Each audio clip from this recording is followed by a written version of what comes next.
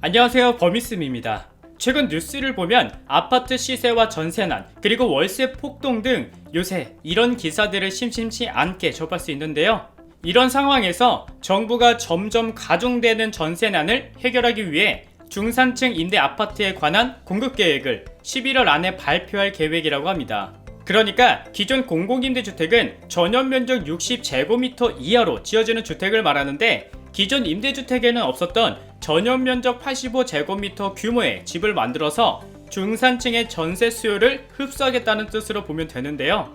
85제곱미터는 아파트 평수로 따지면 34평 정도가 된다고 합니다.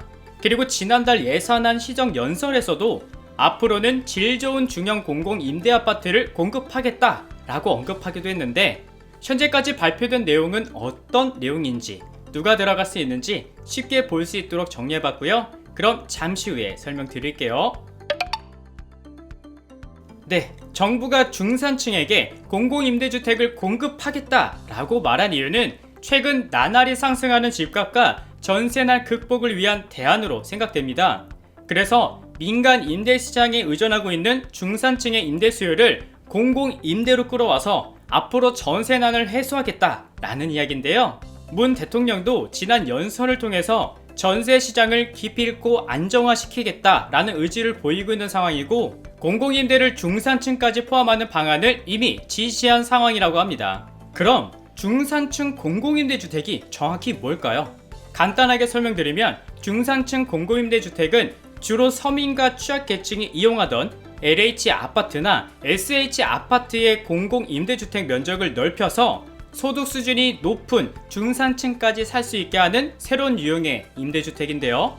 이전까지만 해도 한국토지주택공사인 LH나 서울주택도시공사 SH가 공급하는 임대주택 전용 면적은 최대 60제곱미터인 실면적 20평대였어요. 근데 이제는 중산층에게도 임대주택을 공급한다는 뜻으로 85제곱미터인 30평대로 늘리겠다는 거예요. 그래서 자격 조건도 보시는 표처럼 영구임대와 국민임대아파트, 그리고 행복주택 등 소득 기준이 도시근로자 월평균 소득 최소 50%에서 최대 120% 이하에 해당이 되어야 신청이 가능했지만, 중산층 공공임대 아파트는 소득 기준이 제일 높은 150%로 현재 소득 기준을 정했다고 합니다. 그러니까 3인 가구의 소득 기준을 보면 월평균 소득이 844만원 이하면 신청 자격이 된다는 이야기예요.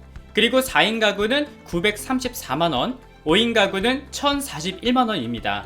확실히 소득 기준이 기존 공공임대주택보다는 많게는 2배 이상이 높아져서 이제는 나라에서 공급하는 임대주택이 저소득층을 위한 임대주택이라고만은 볼 수 없게 되었어요.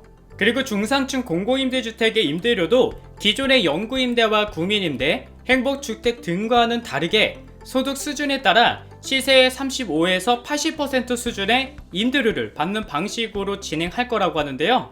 임대료의 경우는 현재 영구임대는 30%, 그리고 국민임대는 시세의 60에서 80%로 행복주택과 분양 전환 등 지금 시행하고 있는 임대료 수준으로 측정한다고 합니다.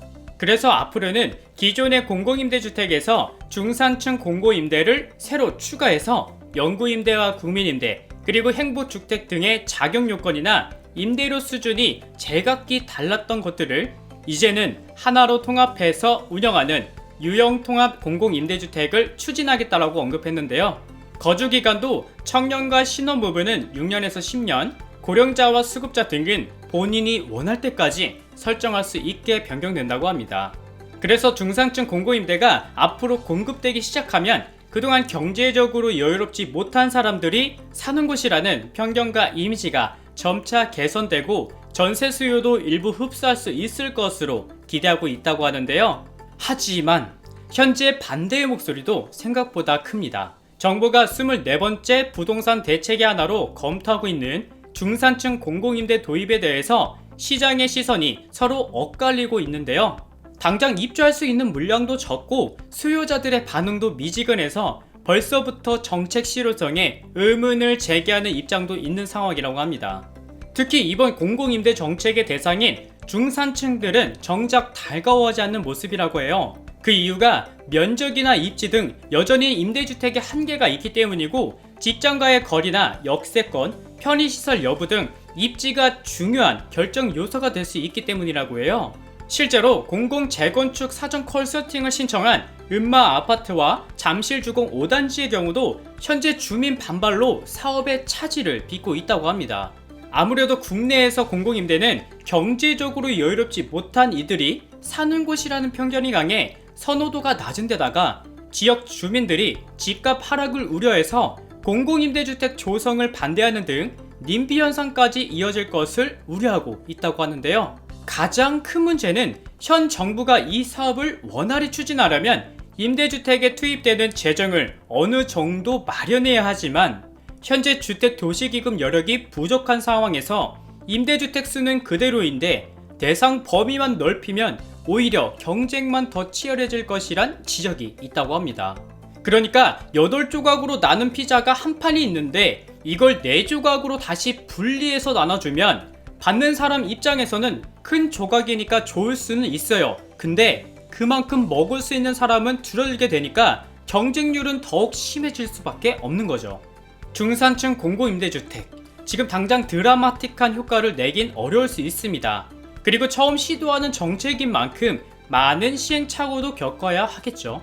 하지만 지금 이대로 곧바로 시행이 된다면 보셨던 것처럼 여러 어려움들이 있을 것 같습니다.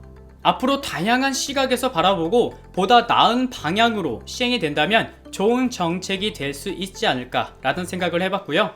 이후 어떻게 진행될지는 좀 더 지켜봐야 할 것 같습니다. 네, 오늘 준비한 내용은 여기까지고요. 저는 다음 영상에서 다시 인사드릴게요. 시청해주셔서 정말 감사합니다.